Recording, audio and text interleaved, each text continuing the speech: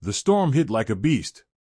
Wind screamed down Detroit's frozen streets, slamming against windows, tearing at rooftops. Through a fog pane, 72-year-old Dorothy Washington watched 9 motorcycles crawl through white chaos and stop outside her crumbling porch. 9 leather-clad giants, ice in their beards, desperation in their eyes. 15 below zero. If they stayed out there, they'd die tonight. Dorothy's trembling hand hovered over the lock. Not from cold. From fear. These men could overpower her in seconds, take everything she owned, maybe worse. But they were human.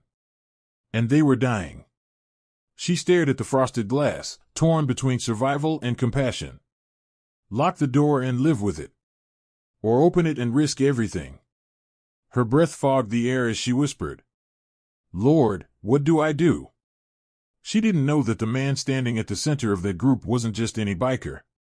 And that the choice she made tonight would change not only 9 lives, but her entire neighborhood forever. Before that moment, Dorothy had already been fighting her own private battle.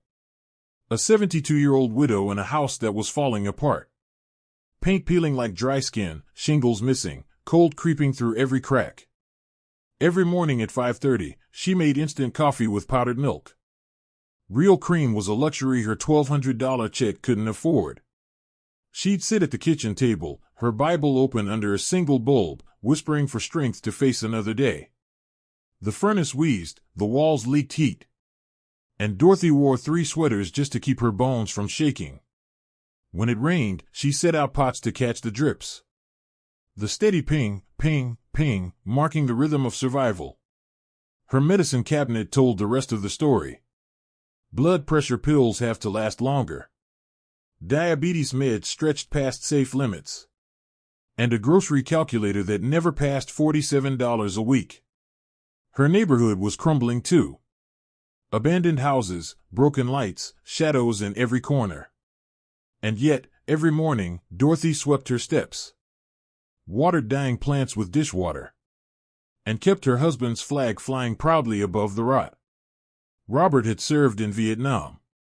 That flag meant duty. It meant dignity.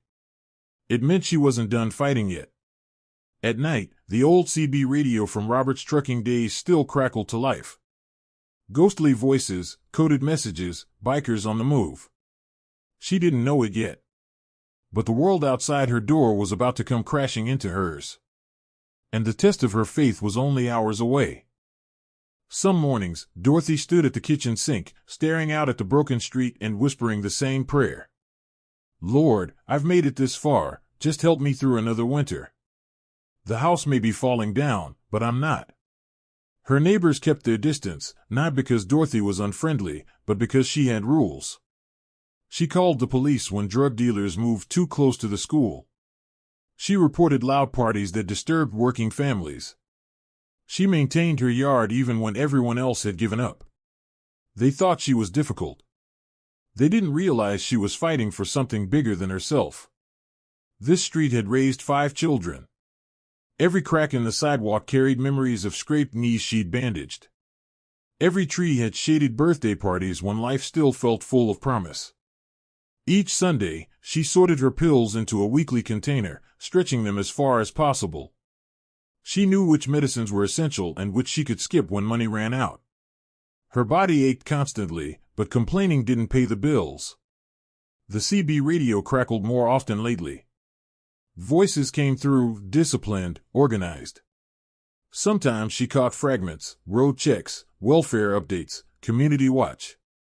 It reminded her of Robert's old trucking friends, how they looked out for each other on long hauls. That was a different world, one where people helped strangers, where a man's word meant something, where service to others mattered more than comfort.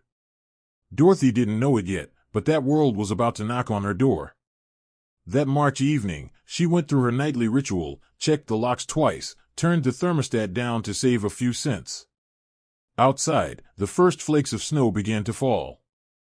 The Weather Service had been warning about this storm for 3 days, an unprecedented March blizzard, with temperatures dropping to 15 below and winds up to 60 miles per hour.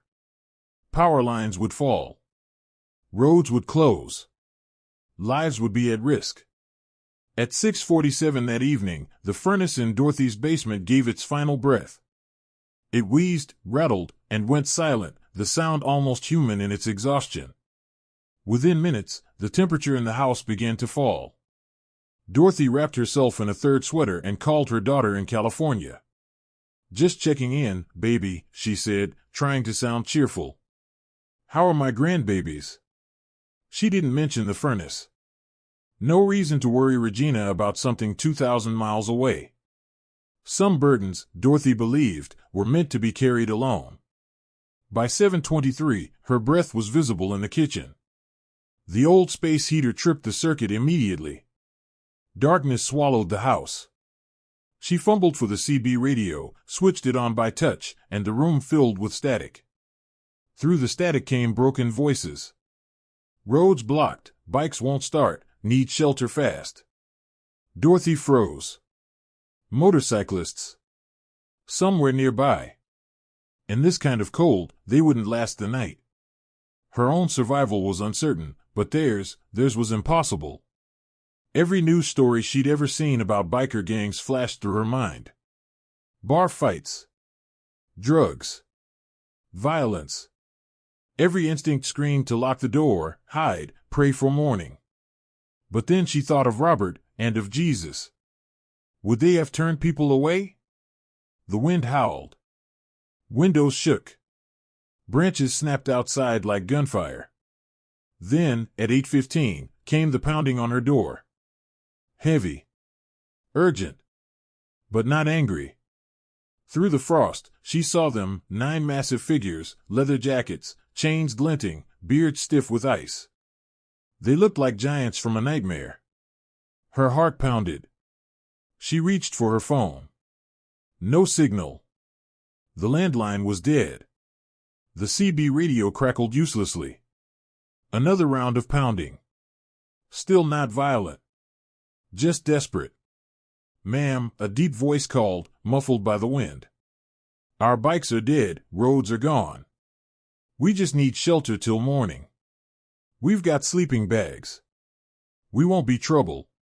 Her hand hovered over the deadbolt. 9 lives waited on the other side of that door. She thought of Robert, his voice, his honor, and whispered, "Lord, if this is how I go, let it be helping others." Then, with trembling fingers, she turned the lock. The deadbolt clicked open. 9 giants stepped into her living room, shaking snow from their jackets and stamping their boots on the worn linoleum. Dorothy braced herself for chaos, but what followed stunned her. Order. Precision. Discipline.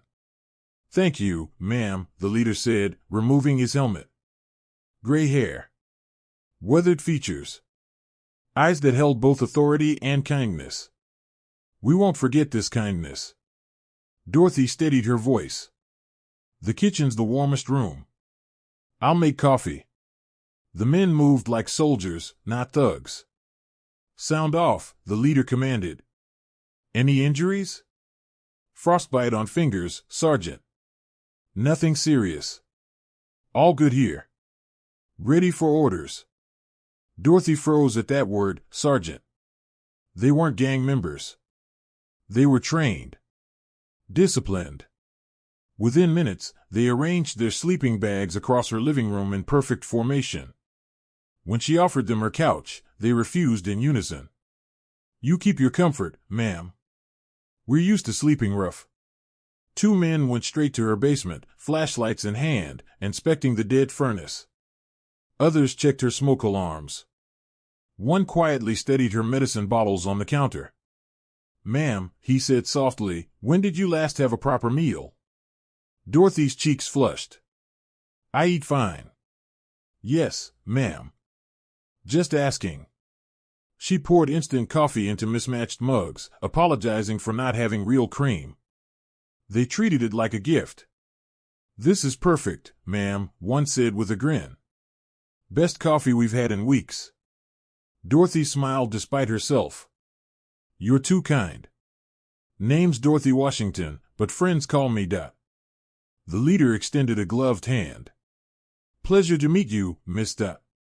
You can call me Eagle."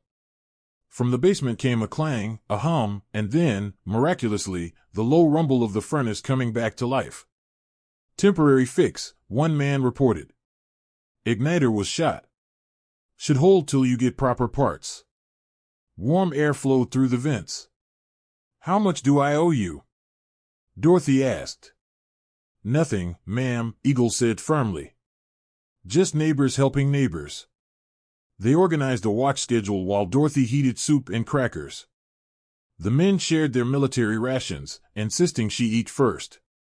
Ma'am, you take the good stuff. We're used to eating anything. By 3 a.m, the storm howled outside, but the house was calm. Eagle sat near the window, keeping watch. All quiet, ma'am, he whispered when she woke for her pills. Rest easy. We've got you covered. For the first time in years, Dorothy felt completely safe in her own home. Dawn broke gray and brittle. The storm had passed. Eagle woke his men quietly. They packed gear, cleaned the house better than she had in months, and thanked her one by one before leaving. No shouting. No noise. Just quiet gratitude. Eagle approached last, holding a thick envelope. Miss, this is for the furnace, utilities, whatever you need. Dorothy shook her head. I didn't do it for money. He looked surprised. Ma'am, most people. I'm not most people, she interrupted gently. You're good men. That's enough payment. Eagle studied her face as if trying to memorize it. May I ask your full name, ma'am? Dorothy Washington. Why? He reached into his jacket, hesitated, then handed her a small metal keychain, an eagle emblem with letters underneath, MCVET. My call sign, he said. Anyone bothers you, show them this. Anyone at all. Dorothy didn't understand the meaning, but she accepted it. He also handed her a folded slip of paper. My personal number. Anything you need, you call me. I don't expect anything, she replied. Ma'am, Eagle said softly, in our world, debts get paid. Always. Then, before she could speak, he straightened to attention. He saluted her, sharp, perfect, military. The other 8 followed suit. Dorothy stood speechless as 9 soldiers saluted her in silence. Ma'am, Eagle said, lowering his hand, you saved 9 lives last night. That means everything. I just did what anyone would do. No, ma'am. You did what heroes do. Moments later, their engines roared to life. They waved and rode away, disappearing into the morning mist. Dorothy stood on her porch, clutching the keychain and phone number, the warmth of her house matching the warmth in her chest. Something inside her had changed forever. Dorothy returned inside, the envelope untouched on the table. She noticed details she hadn't before, floors scrubbed spotless, windows shining, even her old coffee pot gleaming like new. They had repaired, cleaned, and fixed things she hadn't been able to afford for years. A loose cabinet handle tightened. A wobbly table leg secured. Fresh batteries in the smoke detector. And outside, a neat pile of chopped firewood stacked by her back door. Where had they found time for all that? She examined the keychain more closely. The eagle design was professional, precise. Beneath it, the letters MCVET. What did they mean? She thought of their behavior, their salutes, their discipline, the way they said sergeant. They hadn't been bikers at all. They were soldiers. Veterans, maybe. Dorothy made herself real breakfast for the first time in months, 2 eggs, toast with actual butter. She smiled as the furnace hummed strong and steady. Fragments of the night replayed in her mind. Sound off. Any injuries? Perimeter secure. All quiet. Military talk, not gang slang. Robert had used those same words during his service years ago. She reached for his old photograph in uniform, the same steady eyes, the same bearing, the same quiet strength. Could these men have served too? The phone number Eagle had given her had a local area code, but something about the handwriting looked formal, almost official. Dorothy's questions multiplied. These weren't random strangers. They were something organized. Something good. Her phone rang, Regina calling from California. "Mom, are you okay? The news says Detroit got hit bad." "I'm fine, baby. The house is warm, the furnace works again. Thank God. How'd you manage that?" Dorothy hesitated.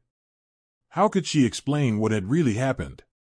"Some neighbors helped out," she said finally. "Good people when you need them." "Neighbors?" Regina laughed softly. "Mama, you always said nobody on that street cared anymore." "Maybe I was wrong about that," Dorothy replied with a smile. After hanging up, she sat in silence, listening to the faint crackle of the CB radio. For 3 years, she'd felt invisible. Forgotten. But last night, 9 strangers had treated her like family. They'd expected nothing. They'd asked for nothing. And when she tried to repay them, they looked confused, like her refusal meant more than money ever could. The radio hissed softly. She turned the dial, hoping to hear those voices again. Instead, she caught snippets of ordinary chatter: truckers, dispatchers, hobbyists. Whoever those men were, they weren't broadcasting now. But somehow, Dorothy knew they were still out there. Still watching. Still protecting. She looked out her front window at the quiet street, sunlight melting patches of snow. Everything looked the same, but nothing felt the same. Dorothy Washington wasn't alone anymore. And deep down, she knew this was only the beginning. Over the next few days, small things began to change around Dorothy's neighborhood, quietly, almost mysteriously. 3 days after the storm, she stepped outside to collect her mail and found her garbage bins neatly placed back beside the house. In 3 years of living alone, that had never happened before. A few days later, the drug dealers who usually gathered on the corner were gone. No noise, no police, no confrontation, they simply vanished. The neighborhood kids mentioned seeing cool bikers riding slowly through the streets, asking friendly questions about who lived where. Mrs. Jenkins, Dorothy's next-door neighbor, whispered that motorcycles had been circling the block, riders checking house numbers. You know some bikers?" Tony from the corner store asked. "They've been coming and asking about you, real polite, but intense, you know?" Even Brenda, the mail carrier, mentioned it. "Miss Dorothy, there've been bikes around, asking for your address. They're not causing trouble, just making sure they know where you live." By the second week, the mystery deepened. One morning, Dorothy noticed her broken streetlight, dark for 8 months, shining bright and steady. When she called the city, there was no record of a repair order. Someone had fixed it on their own. Another morning, her walkway was freshly shoveled, though she hadn't left the house all day. The work was clean, efficient, done by someone who cared. Then groceries appeared on her porch: fresh bread, real cream, butter, fruit. A small note read, "From grateful friends." No signature. Her CB radio began to crackle again at night. She caught fragments of coded transmissions. "Eagle's nest secure. Mama Bear's location confirmed. Perimeter check complete. Mama Bear." Dorothy's heart skipped. Could that be her? Then came a news story on television: a veterans motorcycle club organizing community cleanups and neighborhood patrols across Detroit. The camera caught a glimpse of a familiar Eagle logo on one of the leather jackets. She looked down at her keychain. Same eagle. Same precision. The following morning, a small American flag appeared in her front garden, positioned perfectly to catch the morning sun. She hadn't put it there. None of her neighbors had either. Someone who understood her, someone who knew what that flag meant to a widow of a soldier, had placed it there with care. The picture was forming in her mind, piece by piece. These weren't random bikers checking on her. They were organized. Protective. They were veterans, soldiers who had never stopped serving. The question now was no longer if they were watching over her. It was who exactly she had saved that night. 3 weeks after the blizzard, Dorothy sat at her kitchen table with the phone number Eagle had given her. The paper trembled in her hand. She needed answers. The phone rang twice before a deep, commanding voice answered. "This is Colonel James Morrison, United States Army, retired." Dorothy froze. "Colonel, this is Dorothy Washington. You stayed at my house during the storm." The formal tone melted instantly into warmth. "Miss Dot." "Ma'am, I've been hoping you'd call. How are you? Furnace holding up?" "Colonel Morrison," she said slowly, "who exactly are you?" He paused, then chuckled softly. "Ma'am, I suppose I owe you some explanations. My full name is Colonel James Eagle Morrison, 28 years of service, most recently commanding the 75th Ranger Regiment. I'm a recipient of the Congressional Medal of Honor, 3 Purple Hearts, and more commendations than I deserve." Dorothy's breath caught. Medal of Honor. Purple Hearts. The men with him. "Every single one of those men is a decorated veteran," Morrison continued. "Diesel Thompson, Navy SEAL, Purple Heart. Doc Martinez, Army medic who saved 47 lives in Afghanistan. Tank Williams, Marine Corps, Bronze Star for Valor. And the rest, well, they're the kind of men you want on your side." Dorothy sank into her chair, stunned. "You mean, you're all heroes?" "No, ma'am," Morrison said quietly. "You're the hero. You saved 9 veterans who've seen too much of the world's darkness. That night, you reminded us what we fought for." It all clicked in Dorothy's mind, the discipline, the language, the salutes, the emblem. "MCVET," she whispered. "Motorcycle Club Veterans." "Yes, ma'am. I founded it after retirement. It's therapy, brotherhood, community service, helping veterans adjust to civilian life. We ride together, serve together, heal together." Tears welled in Dorothy's eyes. "Why didn't you tell me?" "We've learned people treat us differently when they know our records," Morrison said softly. "You helped us because we were human, not because of our medals. That meant everything." He paused. "Mist, I also did some research. Your husband, Robert Washington, served in Vietnam, 1967 to 69. Army mechanic. Honorable discharge. Good Conduct Medal." "Yes," Dorothy whispered. "But how did you?" "Ma'am, he served with my mentor, Sergeant First Class William Bull Martinez, Doc's father. Your Robert saved Bull's life during the Tet Offensive, fixed his vehicle under enemy fire, and got him to safety. Without him, Bull would have died that day." Dorothy's hands covered her mouth. Robert had never spoken of that. "Bull Martinez trained me, ma'am. He made me the soldier I became. Without him, I wouldn't have survived my first deployment, let alone earned command." Tears spilled down her cheeks. "Your husband saved the man who shaped my entire career," Morrison said. "That night wasn't chance, Mr. It was Robert's spirit looking after his own." Dorothy's voice trembled. "When you saluted me, we weren't just thanking you for shelter," Morrison said gently.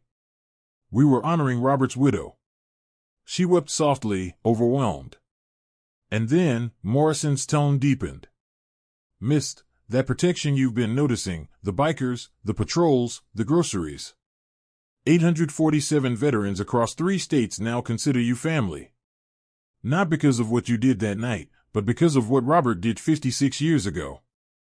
Dorothy could barely breathe. "Ma'am," Morrison continued, "we've got your 6, that's military talk for we've got your back. You've always been one of us. You just didn't know it." Dorothy whispered through her tears, "Eagle's nest is secure." "Yes, ma'am," he replied softly. "That's you. You're our eagle's nest. Our safe harbor." And for the first time, Dorothy understood the true meaning of those words. Dorothy sat in silence, her hand still clutching the receiver, her mind trying to process the weight of what she'd just heard.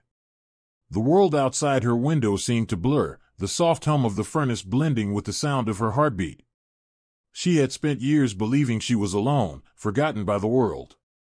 And now, she realized she was surrounded by a family she never knew existed. "Ma'am," Morrison said, breaking the silence, "you'll never go without again.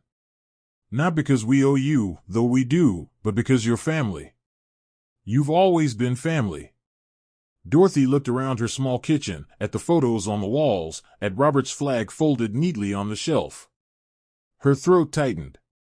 All this time, she'd been fighting to keep something alive, her dignity, her hope, her home, and now she understood why she had never given up. "That salute," she whispered, "it meant more than I knew." "Yes, ma'am," Morrison replied. "Full military honors, for the widow of a hero, from soldiers who understand sacrifice." Dorothy wiped her tears, staring out at her street, seeing it with new eyes. The freshly fixed light post. The American flag in her garden. The safety that now surrounded her home. "Colonel Morrison," she said softly, "what happens now?" His voice came back steady, filled with warmth and command. "Now, Miss, we take care of our own. And you've got 800 sons who'll die before letting harm come to you." Dorothy let out a long breath, somewhere between a sob and a laugh. For the first time in years, she felt something powerful, peace. The colonel continued, his tone shifting to practical calm. "Ma'am, we've already begun. I'm going to lay out a full plan for you. Just listen, and tell me what you think." Dorothy gripped the phone tighter, her heart racing as if she were preparing for a new mission. "First, your house," Morrison began. "My construction company, it's veteran-owned and employs 47 service members, is going to completely renovate your home. New roof, furnace, plumbing, wiring, accessibility features. About $78,000 worth of work, all donated. You won't pay a dime." "Colonel, that's too much," Dorothy tried to protest. "Ma'am, let me finish. You'll stay in the guest house on my property for 6 weeks while the renovations happen. My wife, Sarah, has already prepared the room. She's excited to meet you." Dorothy blinked back tears, speechless. "Second," Morrison continued, "we looked into your finances. Tank Williams, our Marine, worked with a VA specialist. Turns out you qualify for widow's benefits that were never processed after Robert passed. You'll receive $2,847 a month, plus $68,000 in retroactive payments." Dorothy gasped, her hand trembling. "That can't be real." "It's already approved, ma'am. You'll also have full medical and dental coverage, free prescriptions, and volunteer drivers for appointments. You'll never have to choose between food and medicine again." Her voice cracked. How is this possible?" "Because your husband earned it," Morrison said. "We're just making sure his service is honored properly. Now, there's more." Dorothy could hardly breathe. Every word he spoke felt like the lifting of a lifetime's weight. "Third," Morrison went on, "we'd like to offer you an official position. Den mother for the club. $500 a month, plus an honorary title that means everything to us. Your home will become our community center. You'll do what you already do best, take care of people who need care. Weekly dinners, cooked with our supplies, where veterans and families gather. You'll be our heart, Mr." Dorothy pressed her hand to her chest, tears falling freely now. "I don't know what to say." "Say yes," Morrison replied gently. "We'll handle everything. You just keep being you." He paused, then added softly, "My wife Sarah found out you never finished high school. We'd like to fix that, too. You'll get your GED, then a 3-month certificate in peer counseling at the community college." "At my age?" Dorothy asked, half laughing through her tears. "Ma'am, you've got more wisdom than any textbook. You're exactly who people need to hear from." Morrison's voice grew tender. "Your renovation will include a memorial for Robert, his photos, medals, and a display in the living room. The basement will become a veteran support room. The backyard will be turned into a flower garden. Sarah says you love flowers." Dorothy covered her face, overcome. How did she know? Because good people recognize good people, Morrison said. And we've been paying attention. He wasn't finished.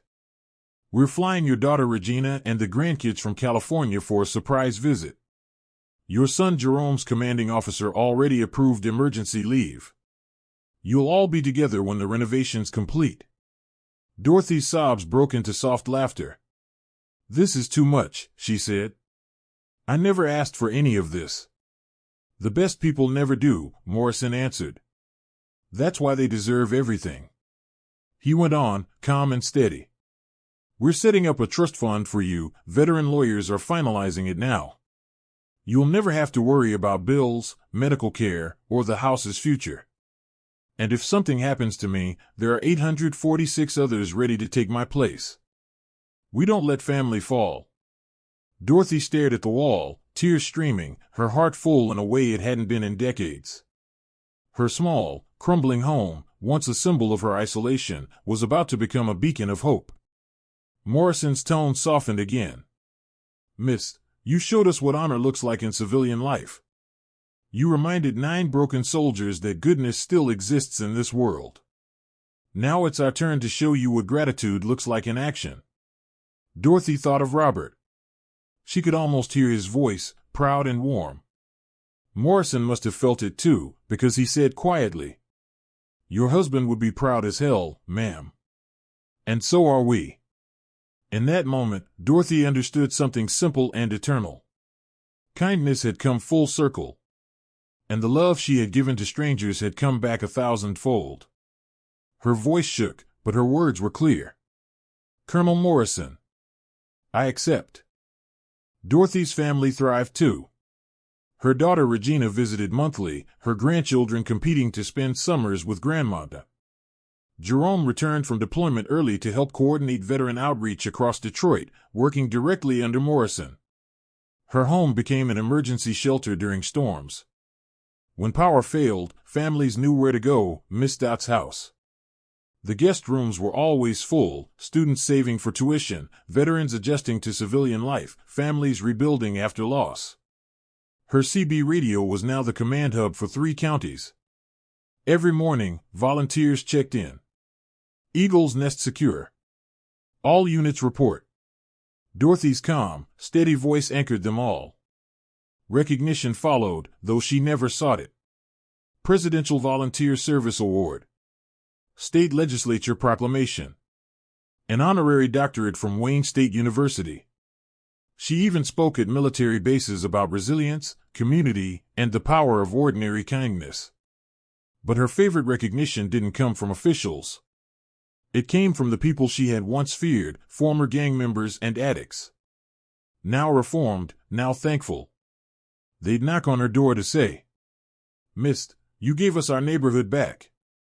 1 year after that fateful night, another blizzard struck Detroit. March 15th, almost to the minute. But this time, Dorothy wasn't afraid. The furnace hummed. The pantry was full. The backup generator was ready. At 8:15, a knock echoed through her warm home. Dorothy smiled. Through the frosted glass, she saw a young couple, a man, a woman, and a crying baby wrapped in thin blankets. Their car sat dead in her driveway. She opened the door wide. Come in, she said, ushering them inside. Let me make you some coffee. The young man, shivering, stammered. Ma'am, I'm sorry to bother you. Our car died, the baby's cold, and... No apologies, Dorothy interrupted kindly. You did exactly the right thing coming here. As she prepared hot chocolate and sandwiches, she learned their story. The man's name was Miguel, a newly discharged Army veteran struggling to find work. His wife Maria was finishing nursing school while caring for their fragile newborn. They were moving to Detroit for a VA job and had broken down in the storm. Within an hour, headlights flooded the driveway. Morrison and his crew had arrived, mechanics, volunteers, blankets, and food. By midnight, Miguel had a job with Morrison's company, Maria had a steady space in the support center, and the family had keys to a furnished apartment 2 blocks away. When Miguel asked, "How can we ever repay this?" Dorothy smiled. Just help the next person who needs it. That's how kindness grows. Later that night, as snow fell quietly outside, Dorothy sat by the window looking at Robert's photo. She whispered, "We did good, didn't we, baby?" Through the glass, she watched the veteran patrol clear the street, lights glowing in the snow. The CB radio buzzed softly with familiar voices checking in. Eagle's nest secure. Dorothy smiled, resting her hand on her heart. Outside, the world was cold. But inside, in the home she had rebuilt with courage and love, warmth filled every corner. Because of one simple act. One door opened. No one in that neighborhood would ever face a storm alone again. Dorothy Washington had proven a timeless truth. You don't need money, power, or fame to change the world. You just need the courage to open your door when someone needs help.